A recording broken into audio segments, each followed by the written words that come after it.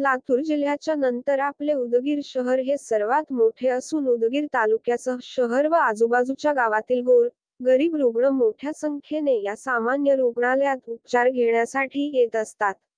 आता विविध आजारावरील औषधासोबत सोनोग्राफी व एक्स-रे सुविधा उपलब्ध असून या सर्व सामान्य रुग्णांवर योग्य उपचार करून त्यांना आरोग्याच्या सुविधा उपलब्ध करून त्यांना उत्तम आरोग्याची सेवा द्या, असे मत राज्याचे क्रीडा व युवक कल्याण, बंदरे मंत्री संजय बनसोडे यांनी व्यक्त केले.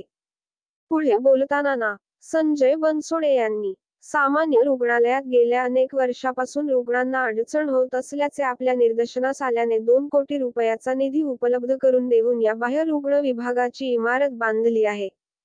आता यापुढे कुठलाही रुग्ण आरोग्य सेवेपासून वंचित राहणार नाही.